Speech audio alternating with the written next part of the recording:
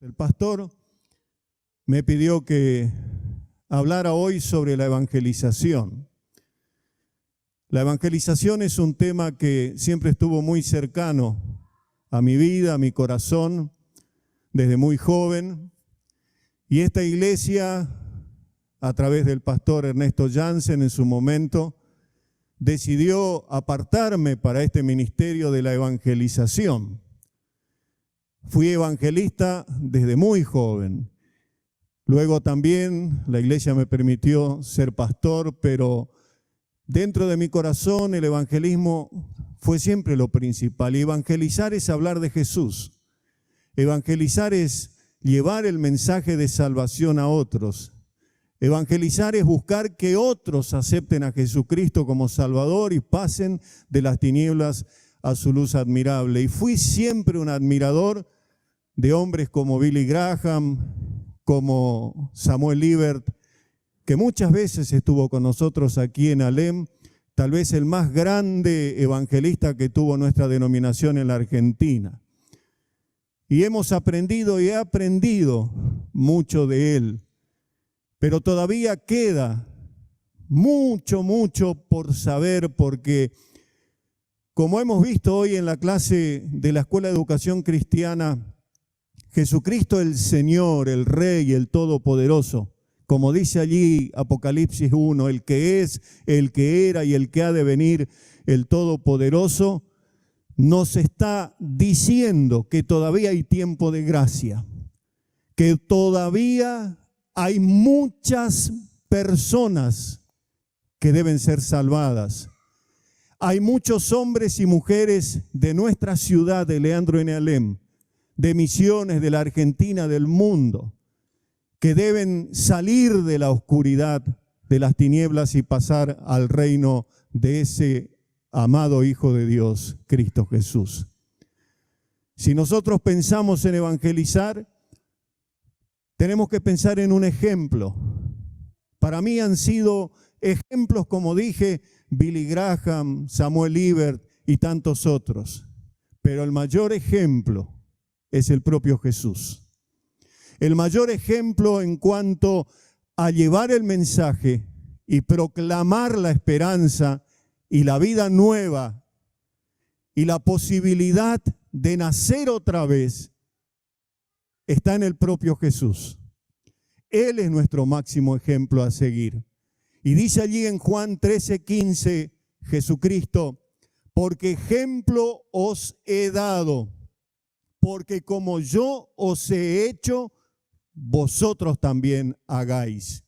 Y en San Juan 15:16 dice Jesucristo: no me elegisteis vosotros a mí, sino que yo os elegí a vosotros y os he puesto para que vayáis y llevéis fruto, y vuestro fruto permanezca, dice el Señor. ¿Recuerdan ustedes ese episodio que Jesús vivió con sus discípulos cuando Él les lava los pies? Él le dice a Pedro: si tú no decides ser mi discípulo y seguir mi ejemplo, no puedes tener parte conmigo. Impulsivo como era Pedro, siempre atrevido en asumir actitudes y decir palabras, Pedro le respondió: Señor, si esa es la condición, dispuesto estoy a que me laves por completo. Pero Cristo lo que le puntualizó a Pedro y a los demás discípulos no era el lavamiento en sí de los pies, sino el acto y la actitud.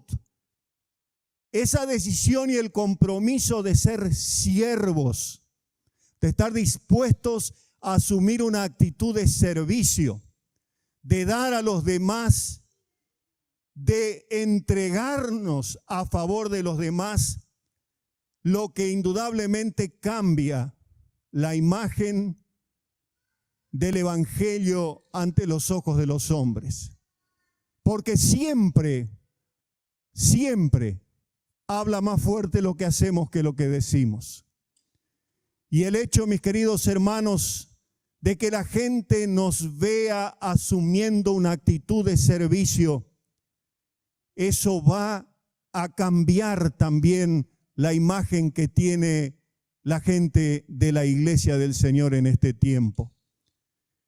Déjenme decirles, en primer lugar, en relación a Jesús como nuestro ejemplo, ¿cuál fue el propósito de su misión y de su venida a esta tierra? Allí en la sinagoga, Jesús abrió las Escrituras y allí en Lucas 4, 18 y 19 leyó estas palabras. El Espíritu del Señor está sobre mí, por cuanto me ha ungido para dar buenas nuevas a los pobres. Me ha enviado a sanar a los quebrantados de corazón, a pregonar libertad a los cautivos y vista a los ciegos, a poner en libertad a los oprimidos, a predicar el año agradable del Señor. Fíjense lo que Jesús leyó de sí mismo, que Él había venido a hacer.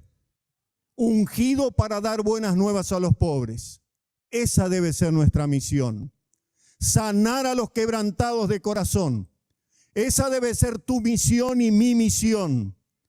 Pregonar libertad a los cautivos es lo que esta iglesia tiene que buscar y hacer. Dar vista a los ciegos es lo que tenemos que impartir. Poner en libertad a los oprimidos es un mensaje en una época de tremenda esclavitud moral y espiritual en cuanto al pecado y a las consecuencias del pecado. Predicar el año agradable del Señor. Este es un año de pandemia, es un año de temores, es un año en que la familia está separada y dividida en muchos lugares, pero también es el año agradable del Señor para que muchos lleguen al conocimiento de la verdad. Porque es este mensaje de Jesucristo.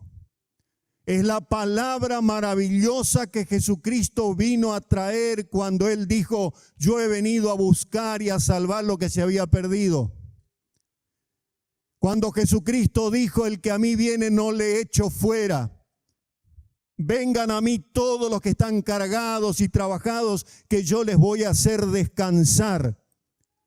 Esa palabra en este tiempo de adversidad, de desgracia y de necesidad en nuestra patria, en nuestra provincia, en nuestra propia ciudad, en nuestras propias casas, se hace más evidente que nunca. Es el tiempo de anunciar este mensaje para que la gente acepte, conozca a Cristo y a través de Cristo viva con esperanza.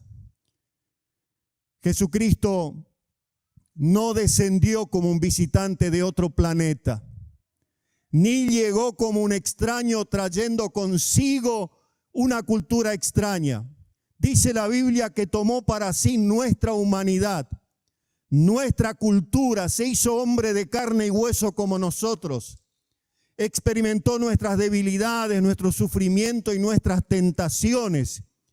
Incluso llevó sobre él nuestro pecado y murió nuestra propia muerte, y ahora nos envía al mundo a identificarnos con los demás sin perder nuestra identidad cristiana, como Él se identificó con nosotros.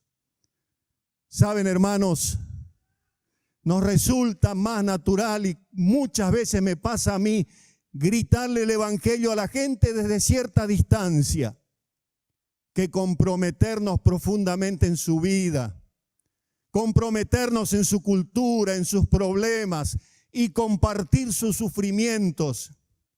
Y sin embargo, el ejemplo de nuestro Señor implica esto en forma inequívoca. Debemos ser como fue Jesús. Debemos actuar como actuó Jesús. Debemos pretender y buscar de vivir como vivió Jesús a favor de los demás. Por eso, más de 5.000 evangelistas del mundo redactaron un pacto, el Pacto de Lausana, con más de 15 párrafos. Y en el párrafo 6 se expresa de esta manera: afirmamos que Cristo envía a los redimidos al mundo como el Padre lo envió a Él. Y esto exige una similar penetración profunda y costosa en el mundo. Meternos en los ámbitos de nuestra sociedad. Ser allí sal y luz. La pregunta es, ¿queremos ser sal y luz? Jesús no dijo, ustedes son la luz de la iglesia. Ustedes son la luz del mundo. Jesús nos mandó ser sal, dar sabor, mantener la diferencia y mantener la calidad de este mundo a través de nuestras propias vidas entregadas por los demás. El gran teólogo John Stott dice, el Señor Jesucristo lloró por la ciudad impenitente, Jerusalén, que lo había rechazado. No vemos hoy que se estén derramando muchas lágrimas de un modo semejante. Vivimos tan, pero tan concentrados en nuestras cosas. Vivimos, hermanos, tan sumidos en las necesidades de nuestras propias familias. Vivimos tan metidos en la problemática económica, social, política y religiosa de nuestra sociedad que no lloramos, que no gemimos y no oramos suficientemente por la sociedad en donde estamos, por la ciudad en donde vivimos. ¿Cuánto hace que no derramas una lágrima por los perdidos de Alem? ¿Cuánto hace que no le dedicas un día entero de oración clamando por tus familiares inconversos, por aquellos que todavía no recibieron a Jesucristo como Salvador y Señor, que no están preparados para la segunda venida de Cristo o para enfrentarse con la misma muerte en un abrir y cerrar de ojos que te pueda acontecer a vos o a mí? Derramar lágrimas no significa fingir. Derramar lágrimas significa quebrantamiento delante del Señor en una actitud de amor a los demás. Si nosotros vemos en segundo lugar el llamamiento y el adiestramiento de Jesús a sus discípulos, Él dice claramente, se lo dice a ellos, pero nos dice también a nosotros, no me elegisteis vosotros a mí, yo os elegí a vosotros. Hermanos, no estamos aquí porque nosotros elegimos estar aquí. Estamos aquí porque el Señor nos eligió a nosotros como sus hijos, herederos y coherederos de todas las bendiciones y las riquezas del cielo, pero también para cumplir con este deber maravilloso que es hacer conocer a Jesucristo a los demás. Miren, Jesús les indica a sus discípulos y nos indica con su propio ejemplo la tarea del buen pastor en la búsqueda de las ovejas perdidas. Deja todo lo que está haciendo y sale a buscar a la oveja. No hay nada más importante que encontrar a esa oveja descarriada y perdida de nuestra ciudad de Alem. Pero lo maravilloso está en el hallazgo, la alegría que le produce al pastor encontrar esa oveja perdida. ¿Saben lo que Jesús dice? Que hay más gozo, más alegría en el cielo por un pecador que se arrepiente que por 99 justos que no necesitan de arrepentimiento. Vos ya lo sabés a eso. Pero te lo recuerdo una vez más porque Jesús lo dijo. El hecho de que alguien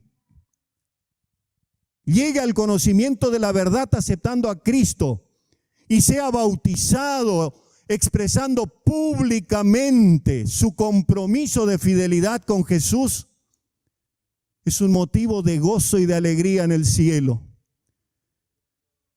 Pero también en la llegada al redil. Cuando Jesús habla en esa parábola del buen pastor, dice que hay gran alegría en esa llegada al redil. ¿Manifestamos nosotros esa alegría con los nuevos hermanos? ¿Le manifestamos a esos nuevos hermanos nuestro afecto, nuestra simpatía, nuestro gozo de saber que ellos han pasado al reino admirable de Jesucristo? Allí en San Juan capítulo 21, 15 al 19, vemos esto claramente en este evento que les quiero leer. Cuando hubieron comido, Jesús dijo a Simón Pedro, ya resucitado Jesús, Simón hijo de Jonás, ¿me amas más que estos? Le respondió, sí Señor, tú sabes que te amo. Él le dijo, apacienta mis corderos. Volvió a decirle la segunda vez, Simón, hijo de Jonás, ¿me amas? Pedro le respondió, sí, Señor, tú sabes que te amo. Le dijo Jesús, pastorea mis ovejas. Le dijo la tercera vez, Simón, hijo de Jonás, ¿me amas? Pedro se entristeció de que le dijese la tercera vez, ¿me amas? Y le respondió, Señor, tú lo sabes todo, tú sabes que te amo. Jesús le dijo, apacienta mis ovejas.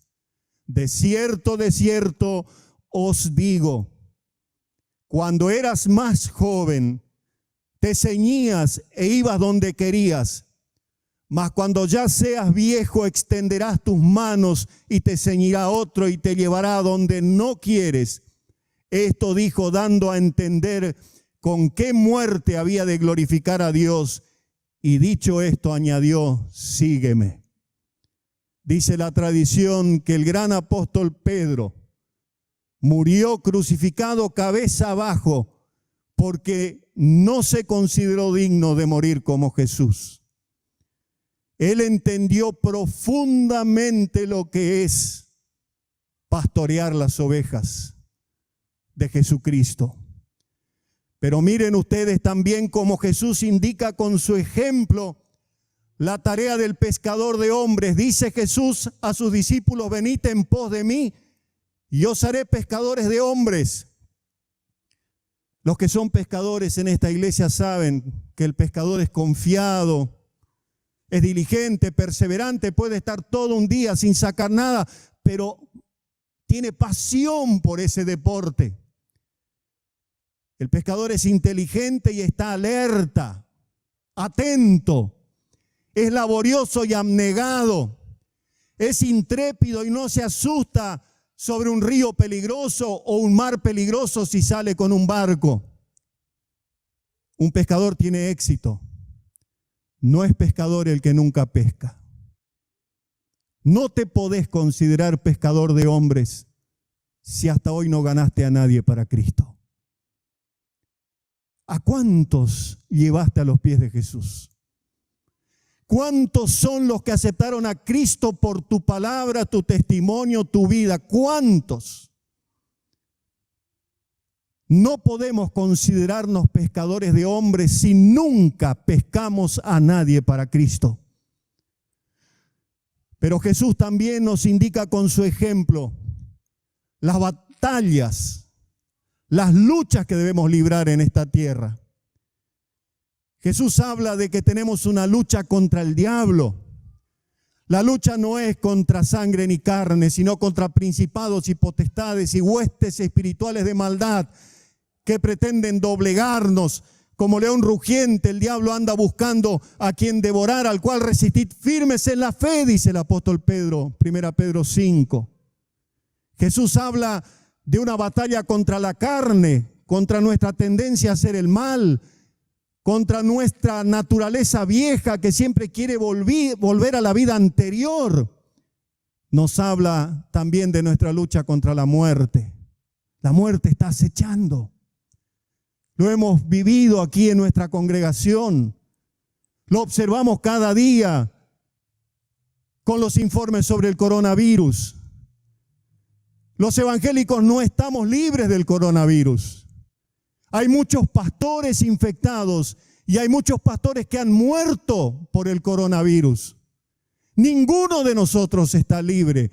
Es una lucha continua y constante contra la muerte que cada día libramos los cristianos. Por eso, déjenme decirles que no debemos comenzar nada sin calcular el costo. Jesús habla de que debemos calcular cuando empezamos a construir un edificio.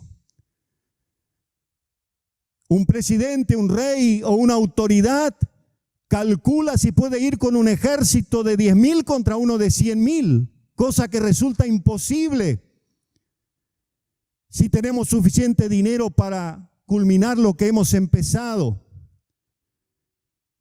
El otro día leía de alguien que decía: ¿alguna vez decidiste perder peso, hacer más ejercicio, ordenar tus finanzas, aprender una nueva habilidad y luego no lo lograste? Si es así, no estás solo. Según las estadísticas, el 68% de las personas hacen resoluciones y planes. Sin embargo, 1 de cada 3 los abandona a mitad de camino. En esta noche podés llegar a tomar la decisión: desde mañana voy a empezar a buscar a los que están perdidos. Desde mañana voy a empezar a ser pescador de hombres. Podés tomar la determinación de que vas a ganar a alguien para Cristo esta semana. Y gloria sea al Señor si esto es posible, si esto es real, porque es posible.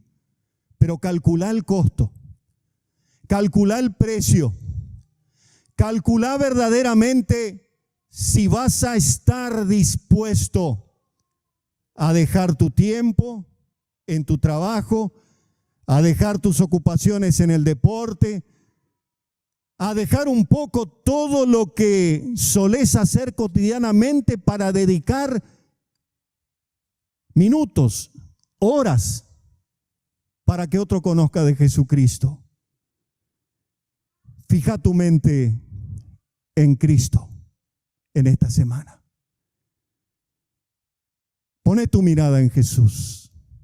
Como dice Hebreos 12:1, el campeón que inicia y perfecciona nuestra fe, porque el propósito de Dios es tan extraordinario y tan grande y produce tanta alegría cuando nosotros somos instrumentos de salvación para otra persona. No hay una alegría mayor. Quienes predicamos el Evangelio y quienes hemos visto a hombres y mujeres recibir a Cristo, no hay una emoción superior a esa. Mis queridos hermanos, verdaderamente cuando eso que parece tan difícil se hace milagrosamente fácil por la obra del Espíritu Santo, cuando alguien dice: sí, acepto a Jesús como el Salvador de mi vida, eso hace que nosotros estemos radiantes de alegría y de gozo. Pero también tenemos que mantener el corazón agradecido, en el sentido de que debemos ir preparando siempre una experiencia positiva. Yo no lo puedo hacer, yo no lo sé hacer, nadie me enseñó, no sé cómo hablar a alguien de Cristo. Empezá esta semana a agradecer por aquellos que el Señor va a poner en tu camino. Agradece al Señor por quienes vas a tener la posibilidad de darles un testimonio de Cristo, de hablarle de tu propia experiencia espiritual, de tu propia salvación. Muy simple y sencillo. El que se encarga de convencer es el Espíritu Santo, no sos vos. El Espíritu Santo obra en la otra persona aunque vos no te des cuenta. Mirá, tal vez el empleado de tu empresa, tal vez tu compañero donde estás trabajando, tal vez un familiar, tal vez un amigo, tal vez alguien con quien compartís un deporte o con quien haces caminatas por la calle o por la ciudad. No sé quién será. Empezá a orar y si le pones nombre y apellido mejor. Pero agradecé por la experiencia buena y positiva que vas a tener. y mantén tu propósito firme, porque fuiste creado para complacer a Dios. Miren, el Salmo 139:14 dice: gracias por hacerme tan maravillosamente completo. Tu fino trabajo es maravilloso y lo sé muy bien. El Señor nos hizo maravillosamente completos para marcar la diferencia y para tener palabra y poder y autoridad. Pablo le dice a Timoteo: no nos ha dado Dios espíritu de cobardía. Otra versión dice: no nos ha dado espíritu de timidez. Miren, no nos ha dado espíritu de timidez, sino espíritu de poder, de amor, de dominio propio. No digas soy muy tímido. No pienses para vos, no tengo poder, no tengo autoridad, sino pensá en el amor que te tiene Dios a vos y en el amor que tiene a aquel a quien tenés la posibilidad de hablar al Señor. El filósofo y escritor Ortega y Gasset dice: solo cabe progresar cuando se piensa en grande. Solo es posible avanzar cuando se mira lejos. Introduzco este pensamiento a este mensaje porque, hermanos, si no miramos lejos, si miramos muy estrechamente y muy cerca de nuestras incapacidades y de nuestras dificultades y de nuestros temores y de nuestras dudas, nunca vamos a ganar a nadie para Cristo. Pero si miramos con los ojos de Cristo, si la fe está puesta en el Espíritu Santo, si tenemos la convicción de saber que aún siendo inútiles, Él puede hacer de nosotros y a través nuestro un instrumento de bendición y de salvación. Pero la cosa no está solo en la palabra. La fe viene por el oír y el oír la palabra de Dios. Sí, efectivamente. Y tiene que haber quien anuncie esa palabra. Pero Jesucristo no solo fue ejemplo en la palabra. Él fue ejemplo en el servicio, en la acción social al prójimo. Marcos 10:41 dice Jesús: porque el Hijo del Hombre no vino para ser servido, sino para servir y para dar su vida en rescate por muchos. San Lucas 22:27, Jesús dice: porque ¿cuál es mayor? ¿El que se sienta a la mesa o el que sirve? ¿No es el que se sienta a la mesa? Mas yo estoy entre vosotros como el que sirve. Saben, hermanos, Jesús tenía ojos para ver las necesidades de la gente. Jesús vino a servir. Jesús sabía que para ser servido antes debía servir él mismo y debía enfrentar el sufrimiento antes de que pudiera recibir dominio. La Biblia dice que Jesús se entregó a sí mismo en desprendido servicio a los demás. Y ese servicio se caracterizaba por la gran variedad de formas en que se manifestaba según las necesidades de los hombres, dice John Stott. Yo alabo al Señor porque esta iglesia es una iglesia de servicio. Aleluya. Es una iglesia de servicio con el Pepe o los Pepes. Es una iglesia de servicio con el hogar de niños. Es una iglesia de servicio a través del Instituto Santiago Canclini. Pero mis hermanos queridos, que ese servicio sea un servicio para ganar a otros para Jesucristo. Porque Jesús tenía voluntad de sacrificar el tiempo propio para ayudar a las necesidades de los que le rodeaban. Él no pensaba en sí mismo, pensaba en los demás y tenía ardiente deseo de que el amor, el profundo amor de Dios fluyera a través de él en todo tiempo, en todo lugar y a cualquier persona que le rodeara.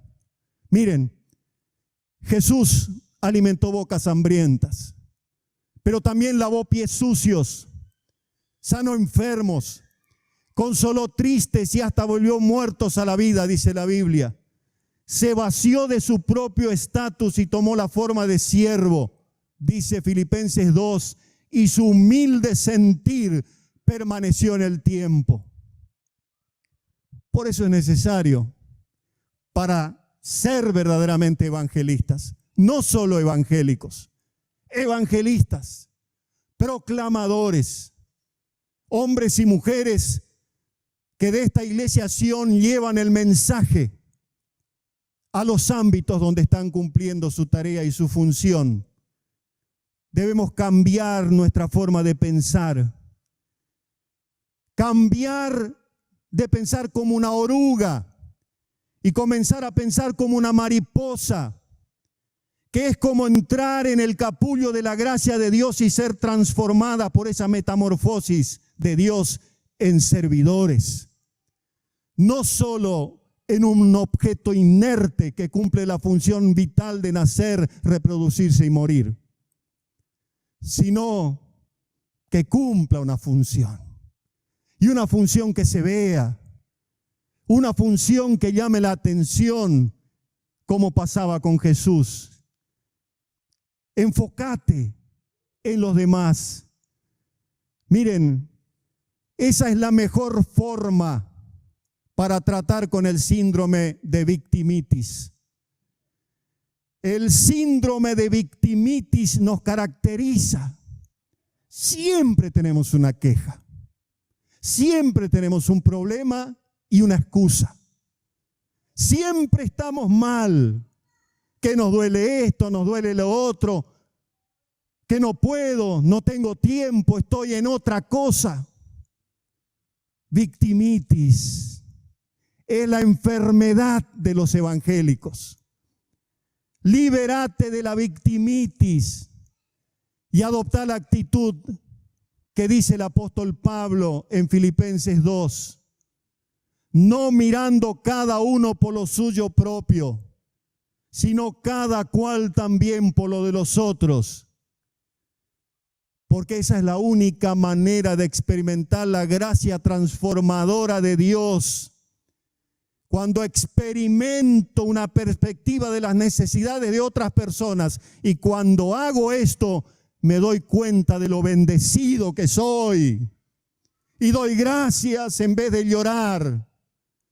Doy gracias en vez de quejarme. Doy gracias y alabo al Señor por las oportunidades que me está dando en esta tierra, donde no voy a pasar como uno más y donde voy a ser un instrumento de salvación y de bendición para la gloria y para el crecimiento del reino de Dios. Mis hermanos, la acción comunitaria o social, como lo fue en el caso de Jesús, no debe ser la píldora o la carnada en el anzuelo para conquistar a los otros. Nosotros no debemos equivocarnos, porque si usamos esa acción social para enganchar a otros, ese no es el método.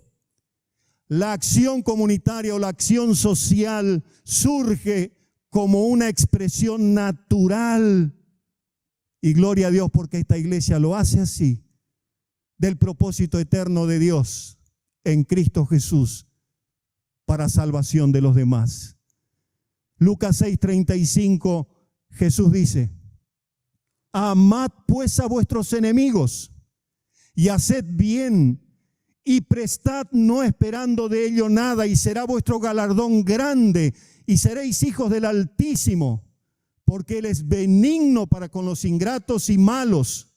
Sed pues misericordiosos como también vuestro Padre es misericordioso. Y allí en 1 Juan 3:17 dice el apóstol: pero el que tiene bienes de este mundo y ve a su hermano tener necesidad y cierra contra él su corazón, ¿cómo mora el amor de Dios en él? Hijitos míos, dice San Juan, no amemos de palabra ni de lengua, sino de hecho y en verdad. Saben, Jesucristo nos envía como pueblo suyo a esta tierra para ser sal y a este mundo para ser luz. Pero nos dice: haya pues en vosotros este sentir que hubo también en Cristo Jesús. Ese sentir de no hacer excepción de personas, de amar aún a los enemigos, de bendecir a los que nos maldicen, Orar por aquellos que nos injurian y hablan mal de nosotros en vez de quejarnos. Qué difícil que es eso. ¿Cuánto me cuesta? Pero es enseñanza y palabra de Jesús para que vean los demás que somos diferentes. Déjeme decirle por último, Jesús es nuestro ejemplo en los resultados o en el fruto o los frutos. Porque Él dijo, y vuestro fruto permanezca. No es solo cuestión de salir a sembrar, como la parábola del sembrador, sino la cuestión está también con la siembra. Hay que regar, hay que cuidar, hay que atender, como dijimos antes, y después hay que cosechar. Y cuando se cosecha, hay que poner en lugares no húmedos, en lugares secos, en lugares cálidos, en lugares donde se conserve aquello que cosechamos en buenas condiciones. Así debe ser la iglesia. ¿Te ocupás de aquellos que fueron ganados por el Señor en los últimos tiempos? ¿O crees que eso solo es tarea del pastor o de los pastores? ¿No sos vos parte de este redil, de este rebaño? ¿No sos parte de la tarea encomendada por el Señor para que aquellos que han sido ganados para el reino de Dios sean preservados? Miren, Jesús maravilloso, Él supo establecer contacto con la gente porque las oportunidades le llegaban siempre. Él buscaba las oportunidades porque Él sabía que las personas estaban hambrientas de Dios. Y Jesús no tuvo reparos en hablarles de pecado, en hablarles de justicia, en hablarles del cielo y del infierno. No tenía miedo de hablarles del infierno y de la condenación si no seguían el mensaje de salvación. Y Jesús les llevó a una entrega personal, siempre. Ese fue su ejemplo. Cuando ante la mujer samaritana demostró que vencía todo prejuicio y temor al que dirán. Los judíos, hombres, no hablaban con mujeres, y menos samaritanos, se consideraban enemigos. Se escandalizaron los discípulos cuando vieron a Jesús hablando con una mujer samaritana allí en el pozo de Jacob, vino a sacar agua. Pero Jesús les dijo, es necesario que yo cumpla el propósito de Dios. Y esa mujer samaritana fue ganada para el reino de Dios. Su familia y su pueblo fue convulsionado. Cuando Jesús se encontró con Zaqueo, allí en ese árbol sicómoro, hombre corrupto como pocos. Siempre hubo corruptos, pero no porque era corrupto no tenía la posibilidad de entrar al reino de Dios. Jesús le dijo, hoy es necesario que pose yo en tu casa. No hay hombre ni mujer corrupto en esta ciudad. No hay hombre y mujer que consideres perdido irremediablemente a quien Jesús no pueda cambiar y salvar. ¿Decimos amén a eso?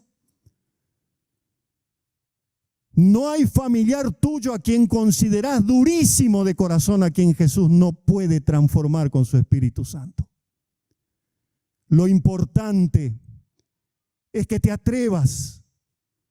Como Jesús con la mujer adúltera, allí estaban todos con piedras para matarle, porque la ley de Moisés decía que había que matar a las adúlteras y adúlteros.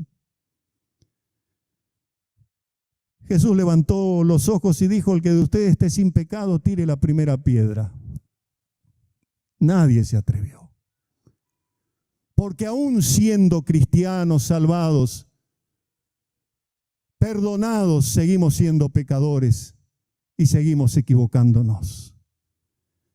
Pero ¿saben lo que le dice Jesús a la adúltera? ¿Dónde están los que te condenaban? No hay ninguno, Señor. Ni yo te condeno, dijo Jesús. Vete y no peques más. No hay pecado demasiado grande que Jesús no pueda perdonar. No hay diferencia entre pecado chico y pecado grande. El pecado es pecado. Y cuando Jesús perdona, perdona todos nuestros pecados y los pecados de aquellos por quienes Él dio su vida con su sangre preciosa que fue derramada en la cruz del Calvario. Miles, millones de personas en la historia han sido atraídas a la cruz de Cristo. La máxima evidencia del amor de Dios. De tal manera amó Dios al mundo que ha dado a su Hijo Jesucristo, para que todo aquel que en Él crea no se pierda, sino que tenga vida eterna. En su amor y en su clemencia los redimió. La cruz de Cristo es la máxima evidencia del daño que produce el pecado. El pecado trae muerte, pero Jesucristo trae vida. Yo soy la resurrección y la vida. El que cree en mí, aunque esté muerto, vivirá. ¿Saben, hermanos? Jesús escuchó gritar a las multitudes, Hosana en las alturas, pero también luchó a solas allí en el huerto de Getsemaní. Nada tuvo importancia, ni la entrada triunfal, ni la vía dolorosa al Calvario, sino cumplir la voluntad de Dios. Ni las multitudes, ni el salario, ni el aplauso, ni los resultados visibles fueron la medida de su éxito. Por eso, hermanos, debemos ser personas de visión, personas de fe, hombres y mujeres con un propósito santo y único, que es cumplir el propósito por el cual Dios nos llamó de las tinieblas a su luz admirable y nos puso en una iglesia como esta, una iglesia maravillosa donde tenemos todas las oportunidades de servir. Una iglesia donde podemos activar nuestra fe para ganar a otros para Cristo. Donde podemos realmente ver milagros, señales, prodigios y maravillas. Y saben, cuando entregamos completamente nuestro ser y nuestra vida para que el Espíritu Santo nos use, todo lo demás lo tendremos por estiércol, rechazado y olvidado. Y Jesús nos va a ir llevando al lugar donde Él quiere que cumplamos su propósito. Déjenme terminar con esta lectura de San Juan 21, 1 al 9. Después de esto, ya Jesús resucitado, Jesús se apareció otra vez a sus discípulos a orillas del lago de Galilea. Sucedió de esta manera. Estaban juntos Simón Pedro, Tomás, el que llamaban el gemelo, Natanael, que era de Caná de Galilea, los hijos de Zebedeo y otros 2 discípulos de Jesús. Simón Pedro les dijo: voy a pescar. Ellos contestaron: nosotros también vamos contigo. Fueron pues y subieron a una barca, pero aquella noche no pescaron nada. Cuando comenzaba a amanecer, Jesús se apareció en la orilla, pero sus discípulos no sabían que era Él. Jesús les preguntó: muchachos, ¿tienen pescado? Ellos le contestaron: no. Jesús les dijo: echen la red a la derecha de la barca y pescarán. Así lo hicieron. Y después no podían sacar la red por los muchos pescados que tenía. Entonces el discípulo a quien Jesús quería mucho le dijo a Pedro: es el Señor. Apenas oyó Simón Pedro que era el Señor, se vistió porque estaba sin ropa y se tiró al agua. Los otros discípulos llegaron a la playa con la barca arrastrando la red llena de pescados, pues estaban a 100 metros escasos de la orilla. Al bajar a tierra encontraron un fuego encendido con un pescado encima y pan. Jesús les dijo: traigan algunos pescados que acaban de sacar. Simón Pedro subió a la barca y arrastró hasta la playa la red llena de grandes pescados, 153. Y aunque eran tantos, la red no se rompió. Jesús dijo, vengan a desayunar. 153. Cuando volví a repasar este texto, ¿es imposible para el Señor de aquí a fin de año con la iglesia Sion pescar a 153? ¿Es imposible? Pero para eso hay que echar la red donde Jesús quiere. Para eso hay que estar dispuesto a creer. Para eso hay que estar dispuesto a aceptar el desafío de ser nosotros los instrumentos. Porque no fue Jesús el que echó la red. Fueron sus discípulos que le creyeron y ellos arrastraron esa red que se rompía. 153. Oh, hermanos, si en esta noche nos fijáramos como desafío de aquí a fin de año, 153 más en esta iglesia. ¿Es imposible para Dios? ¿Estás dispuesto a ser parte de esa pesca milagrosa? ¿Estás dispuesto a ser el instrumento de salvación, de bendición? Porque esas 153 pueden ser familias que se van a multiplicar.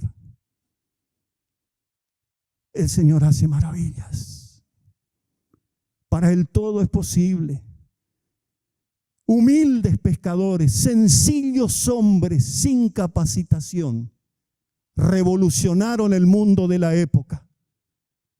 Cuando Pedro se levantó en Pentecostés a predicar y dijo, este Jesús a quien vosotros crucificasteis, Dios le ha hecho Señor y Cristo.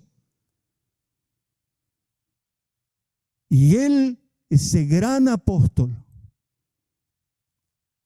tuvo la bendición de llevar a 3.000 personas a través de esa prédica a los pies de Jesús ese día. Qué grande es el Señor. Yo quiero desafiarte en esta noche, que a partir de ahora, de este mismo momento, empieces a orar por aquellos a quienes el Espíritu Santo te va a guiar para hablarles de Jesús, para servirles como Jesús sirvió, para amarles como Jesús amó y para llevarlos al conocimiento de la verdad como Jesús llevó a tantos. ¿Estás dispuesto? ¿Estás dispuesto? ¿O vas a seguir dominado por el síndrome de victimitis? Llamo a los cielos y la tierra por testigos contra vosotros, dijo Josué. ¿Saben? Cuando Josué dice, elegíos a quien sirváis, sea Dios o cualquier otra cosa, pero yo y mi casa serviremos a Jehová, a Dios.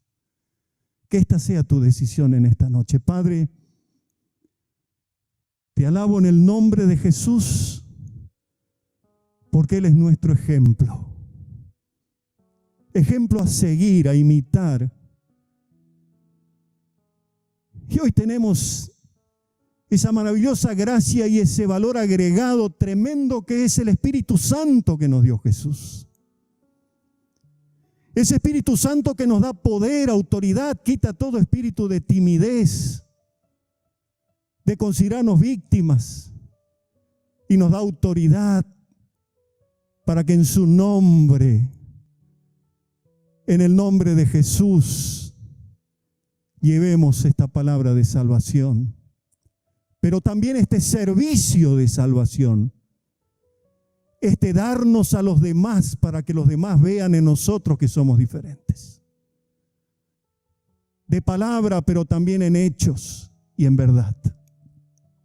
Gracias por tu iglesia en este lugar. Por tantas hermanas y hermanos preciosos. Gracias por tantas oportunidades que tenemos, Señor. Porque estamos rodeados de gente y somos de influencia para otros. Abre nuestros labios, destraba nuestra lengua, Señor. Y aumentanos el amor y la pasión por Jesús. Pero también aumenta la fe para creer que nada es imposible para ti. Porque tú eres un Dios de maravillas y que hace maravillas, señales, prodigios, Señor, sanidades. Pero lo más importante, que eres un Dios de salvación.